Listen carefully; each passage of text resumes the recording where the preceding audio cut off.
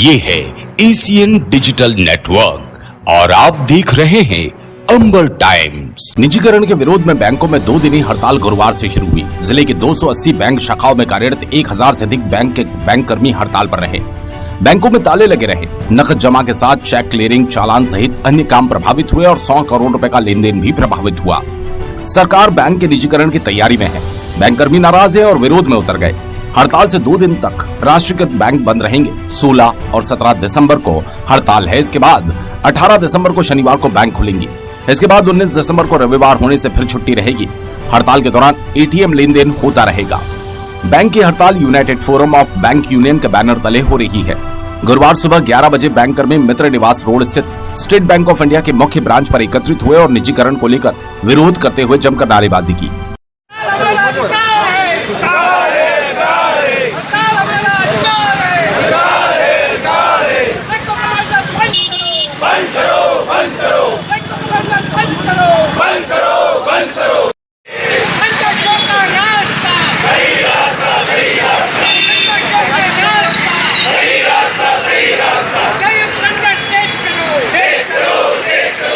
United forum of bank union के Vijay Kumar Soni, Rajesh Tiwari, Prakash Agarwal, union के नरेंद्र कुमार सोलंकी, पीयूष विजयवर्गीय, रविंद्र डामोर, शुभम मागरेचा, राजेश पालीवाल सहित बैंक कर्मी प्रदर्शन में शरीक हुए। United forum of bank union के हरीश यादव ने अंबर टाइम्स को बताया। बैंक की हड़ताल के कारण क्या है? केंद्र सरकार ने जो अभी लोकसभा के अंदर निजीकरण का बिल जो रखने का कोशिश करी है, बैंकिंग रेगुलेशन एक्ट के अंदर परिवर्तन कर जो उद्योगपतियों को मतलब जो डायरेक्ट और इनडायरेक्ट जो मतलब जो सहायता देने की कोशिश करी है, उसके वजह से पूरा बैंकिंग क्षेत्र के 10 लाख कर्मचारी 16 और 17 तारीख को हड़ताल पर हैं। हम निजीकरण को विरोध करने के लिए सड़कों पर उतरे हैं। हमारे मतलब जो है जब राष्ट्रीयकरण हुआ उस वक्त एक ही उद्देश्य था कि किसी भी तरह से भारतीय अर्थव्यवस्था को गति मिले और 1969 जुलाई के बाद राष्ट्रीयकरण के उद्देश्यों को सफल करने में प्रत्येक बैंक कर्मचारी अपनी भूमिका अदा कर रहा है। श्वेत क्रांति, हरित क्रांति और जो औद्योगिक विकास जो भी हुआ है वो पूरी तरह से राष्ट्रीयकरण के बाद में हुआ है। लेकिन केंद्र सरकार की ये नापाक इरादे जो निजीकरण को मतलब जो है या औद्योगिक क्षेत्र, औद्योगिक घरानों को जो सहायता देने का एक प्रयास है, वो हम मतलब जो है किसी भी तरीके से सफल नहीं होने देंगे और निजीकरण का विरोध लगातार करते रहेंगे। ये 2 दिन की हड़ताल में कितना नुकसान होगा कारोबार में? 2 दिन की हड़ताल में करोड़ों रुपए का नुकसान है, अरबों रुपए का नुकसान है, क्योंकि क्लियरिंग के चेक अटकेंगे।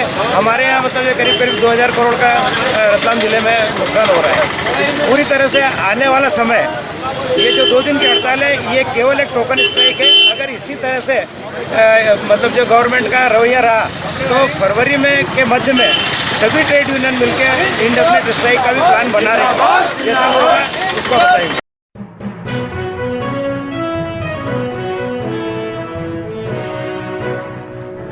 टेलर की दुकान पर दीपावली के समय कपड़े सिलवाने दिए गए थे, लेकिन युवक ने सिलाई मांगने पर नहीं दी और विवाद करते हुए टेलर मास्टर पर चाकू से हमला कर दिया।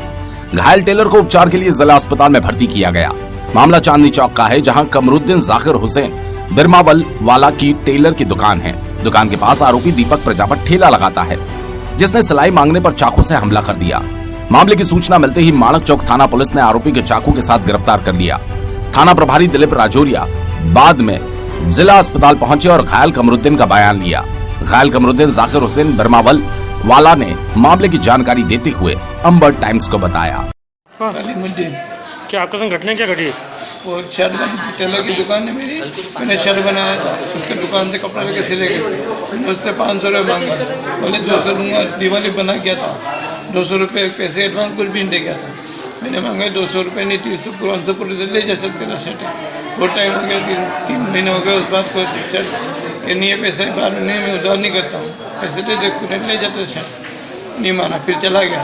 फिर दोबारा 2 घंटे बाद आया, दुकान के बाहर बुला के फिर चाकू मार दिया उसको। वो कितने लोग आए थे? अकेला ही था। कितने बजे की घटना है? हाँ, कितने बजे की घटना है? अभी 1 घंटे पहले।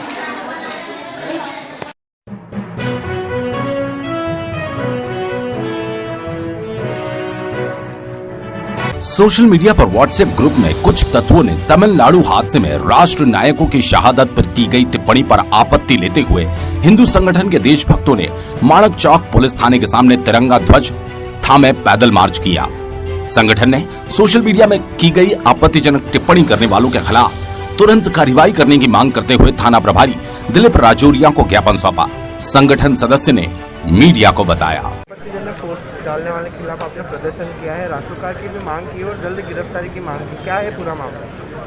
पूरा मामला ये है, ये एक राष्ट्रवाद की भावना जुड़ाव है। ये विषय सिर्फ हम लोगों का नहीं है, पूरे देश का विषय है। सर्वप्रथम तो यहाँ के जो सम्मान्य एसपी महोदय है, ये सबसे पहला तो उनका ही विषय है, क्योंकि राष्ट्रवाद जो विषय है उसके अंतर्गत सेना के ऊपर टिप्पणी करना है। सेना की जो शहादत हुई है CDS विपिन रावत जी, जो हमारे लिए एक बहुत बड़ी दुखद घटना है और हमारे देश को बहुत बड़ी क्षति हुई है, उस पर कुछ लोग यहाँ पर हर्षोल्लास मना रहे हैं, जश्न मना रहे हैं। उनको ऐसा लगता है कि उन्होंने देश के उनकी जो मानसिकता उसके हिसाब से उनके जश्न मना रहे हैं। तो यहाँ के जो हमारे एसपी साहब हैं, हमारा उनसे निवेदन है कि जिस प्रकार से वो एक प्रशासनिक सेवा के जो मुखिया हैं और जहाँ वो उन्हें पता है एक शहादत का मतलब क्या होता है, वहाँ पर वो एक इस प्रकार के कोई देशद्रोही पोस्ट करते हैं और हमारे समाज में एक विद्वेष की भावना फैलाते हैं। आपको पता होगा कि ये जो ग्रुप है, ये मेरा भारत महान नाम से एक ग्रुप है, इसके अंदर सारे कांग्रेस के पदाधिकारी हैं, वो जनप्रतिनिधि है, चुने हुए जनप्रतिनिधि सरपंच तक के लोग हैं, लेकिन किसी ने कोई आपत्ति नहीं दी, क्योंकि इनकी पार्टी के जो लोग हैं, जो नवजोत सिंह सिद्धू, दिग्विजय सिंह और इनके जो वर्गों में जो सिखाया जाता है वही इनकी शिक्षा प्रणाली है, उसी से ओतप्रोत है। इन्होंने कोई किसी तरह की विरोध भी दर्ज नहीं कराया। लेकिन हम सब जो देश के जो राष्ट्रवादी युवा है, इस देश के अंदर जो आज सबसे बड़ा चर्चा का विषय है राष्ट्रवाद और एक देशद्रोह। इन दो लाइनों पर ही देश की राजनीति आज की तारीख में चल रही है, क्योंकि जब से नरेंद्र मोदी जी की सरकार आई है, देश के युवाओं को राष्ट्रवाद के प्रति जागृत किया गया है। इसके पहले जो एक जो सामाजिक सद्भावना और इन नाम पे झूठा जहर युवाओं को पिलाया गया है, वो अब जहर थोड़ा कम होता जा रहा है और राष्ट्रवाद के प्रति सारे युवा सजग हो रहे हैं। आज प्रदर्शन क्या है, क्या आश्वासन मिला है आपको? आश्वासन तो ये हमेशा मिलते हैं, लेकिन हम ये चाहते हैं इसमें कार्रवाई हो। इसलिए आज ये जो प्रदर्शन है यहाँ एक आंशिक और सांकेतिक है, इसे हम बंद नहीं करेंगे, इसे बड़े स्तर पर ले जाया जाएगा, क्योंकि ये देश की भावना से जुड़ा विषय है।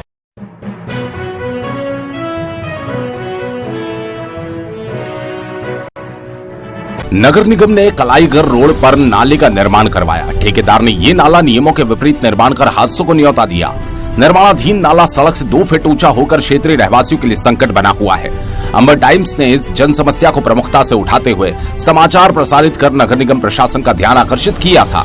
समाचार प्रसारित होने के बाद सक्रिय हुए निगम इंजीनियर्स ने नाले का उक्त निर्माण तुड़वा दिया। नाला टूटने के बाद अब फिर से मापदंडों के मुताबिक निर्माण किया जाएगा। जब से इस नाले का निर्माण चल रहा है, नागरिकों को आवाजाही की दिक्कतें उठानी पड़ रही है।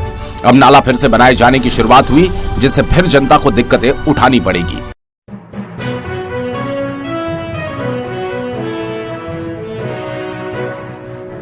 जावरा तहसील की ग्राम पंचायत लाला खेड़ा में उनके पास भी पहुंच गए नोटिस, जिन्होंने नहीं किया अतिक्रमण। इसी को लेकर ग्रामवासी आक्रोश में। ग्रामीण जनों का आरोप है कि पटवारी निष्पक्षता से काम नहीं करते। उन्होंने 100 से अधिक लोगों को नोटिस दिए, जिनके वर्षों पुराने मकान बनाए गए।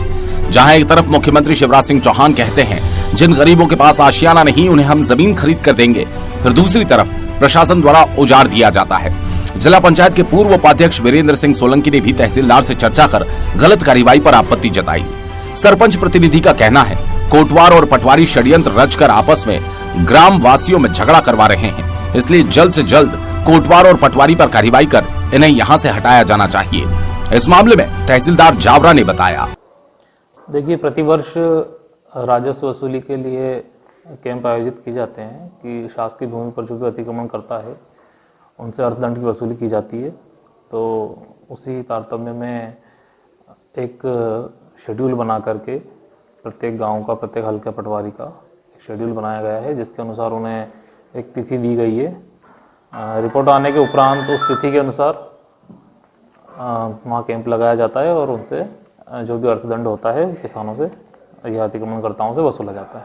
तो जिन्होंने अतिक्रमण नहीं किया है, ऐसा कोई नोटिस अगर जारी होता है तो उनके लिए आपका क्या व्यवस्था होता है? जी देखिए, नोटिस का मतलब होता है सूचना पत्र, कि उन्हें सूचना पत्र जारी किया गया है कि यदि उन्होंने अतिक्रमण किया है तो ऐसी स्थिति में वे यदि स्वीकार करते हैं कि हाँ मैंने अतिक्रमण किया है, तो वह उसकी जुर्माना राशि जमा करते हैं। और यदि उन्हें लगता है कि उन्होंने गलत नोटिस जारी किया है तो वो उसका जवाब दे देते हैं, जिसकी हम बाद में जांच करते हैं। और जांच में पाया जाता है कि उनके द्वारा अतिक्रमण नहीं किया गया तो उसे निरस्त कर दिया जाता है। इसी कैंप के दौरान कल पूर्व जिला पंचायत उपाध्यक्ष सोलंकी और लालच में कुछ लोग आपके पास जनप्रतिनिधि आए थे जी क्या चर्चा रही? जी, कुछ जनप्रतिनिधि आए थे तो उनका यही कहना था कि अतिक्रमण की राशि कम वसूली जाए और अतिक्रमण के नोटिस जिन्हें जारी किए गए उनमें से कुछ कृषक ऐसे हैं जिन्हें नहीं जारी किया जाना चाहिए था।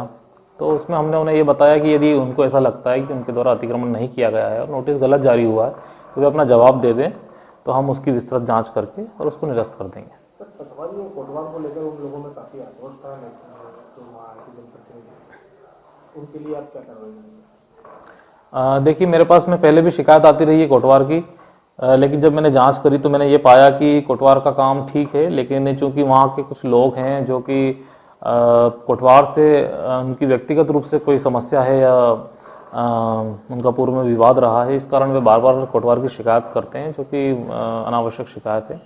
और पटवारी के संबंध में भी शिकायत प्राप्त हुई है, किंतु पटवारी का काम भी मैंने जहाँ तक देखा ठीक है और आगे मैंने अब वरिष्ठ अधिकारियों को भी इस चीज़ से अवगत कराया गया है। तो चूँकि अभी इलेक्शन के लिए भी आचार संहिता लागू हो चुकी, तो उस हिसाब से हम उस पर आगे कार्रवाई करेंगे।